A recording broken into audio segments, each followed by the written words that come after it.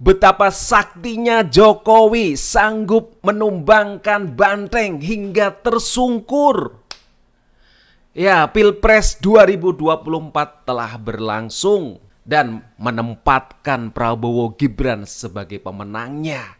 Dan hebatnya sekali putaran, bahkan angkanya di atas ekspektasi. Memang luar biasa. Dan mirisnya suara Ganjar menjadi peringkat ketiga, kalah sama Anies. Ya, memang dari sisi partai PDIP masih menjadi juaranya. Tapi sekali lagi seperti VT saya sebelumnya, bahwa memang para caleg PDIP ini bekerja luar biasa untuk bisa memenangkan keterpilihannya. Tapi tidak bisa untuk memperjuangkan suara capresnya. Dan masyarakat cerdas juga. Mereka suka dengan calegnya tapi tidak suka dengan capresnya, tidak suka dengan Ganjar.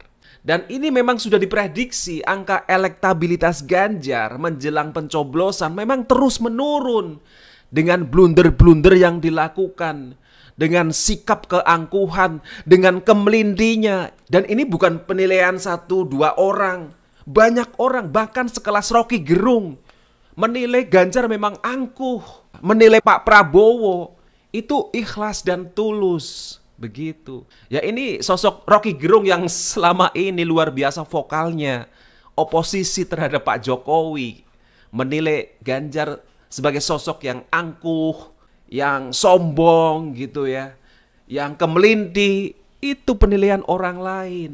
Dan akhirnya kita bisa membuktikan bahwa memang PDIP tak punya taring ketika tanpa Jokowi. Sudah sangat terlihat. Ya, sekarang siapa yang lebih hebat antara Megawati dan Jokowi? Ya, tentu saja Jokowi. Pengaruhnya luar biasa. Selama ini justru yang mengambil manfaat itu ya PDIP terhadap Jokowi, bukan sebaliknya. Coba Megawati, di TPS-nya saja kalah. Dulu Megawati bersanding dengan Pak Prabowo juga kalah.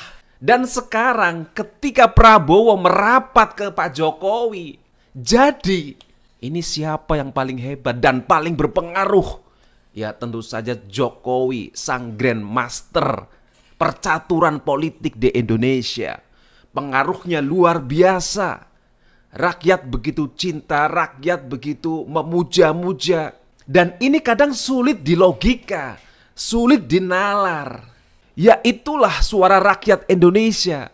Kecintaan rakyat Indonesia terhadap pemimpinnya, yang menganggap bahwa Pak Jokowi ini tulus, ikhlas dalam mengabdi, dalam membangun negara ini. Dan ini terbukti dengan angka kepuasan kinerja Jokowi yang masih di angka 70 bahkan 80%. Padahal ini di akhir masa periodenya. Jarang presiden di dunia ini ketika mau lengser itu punya approval rating yang tinggi, kecuali hanya Jokowi. Memang luar biasa. Jadi Pak Jokowi ini adalah simbol ketokohan yang merakyat begitu. Jadi rakyat terutama menengah ke bawah itu kayak terwakili oleh figur Pak Jokowi. Ya, bukan semata-mata karena Pak Jokowi membagi-bagikan bansos gitu ya, membagi-bagikan BLT, BPJS, kartu-kartu sakti lainnya. Bukan semata-mata itu. Apa ya kalau rakyat dijejali dengan uang, sembako, terus langsung memilih? Tidak serta-merta begitu. Kita melihatlah pemilihan kepala desa. Banyak kok calon kepala desa itu jor-joran, membagikan uang, membagikan sembako, nilainya fantastis. Tapi kadang rakyat juga nggak langsung memilih. Karena pasti akan melihat rekam jejak, pasti akan melihat bagaimana karakter, kepribadian, figurnya seperti apa, layak nggak bisa menjadi teladan. Bukan serta-merta hanya masalah materi. Jadi rakyat sudah cerdas, meskipun pendidikannya mungkin SMP ke bawah, tapi mereka punya nurani, punya pikiran, punya rasa yang bisa memilih mana pemimpin yang baik, mana yang tidak baik. Bukan dengan bansos langsung serta-merta memilih, bukan. Dan kita justru malah melecehkan mereka, seolah-olah mereka mudah dibeli dengan sembako, mudah dibeli dengan hanya uang ratusan ribu rupiah. Gak bisa, bos. Ya, itulah rakyat Indonesia. Saya kira sudah sangat cerdas bagaimana memilih pemimpin yang benar-benar tulus, benar-benar ikhlas, yang ingin membangun, mengabdi untuk negara dan bangsa ini. Jadi sekali lagi, Pak Jokowi sudah membuktikan kesaktiannya sebagai grandmaster politik. Memang sangat luar biasa.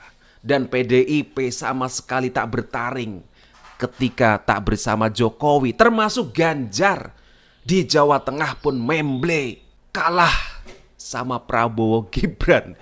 Lalu 10 tahun di Jawa Tengah ngapain nih Pak Ganjar? Berarti angka kepuasan masyarakat Jawa Tengah terhadap kepemimpinan Ganjar itu sangat rendah. Kandang banteng benar-benar hancur total. Di Solo, di Jawa Tengah, Jawa Timur, bahkan Bali, NTT, itu juga hancur lebur. Ya, meskipun tadi suara partai masih tinggi, oke. Tetapi suara capres sebagai cerminan kekuasaan itu hancur. Dan siap-siap PDIP kembali ke setelan awal sebagai oposisi. Padahal kemarin-kemarin sudah menikmati kekuasaan bersama Pak Jokowi. Kali ini harus kembali ke setelan pabrik sebagai oposisi sejati. Selamat menikmati, bos.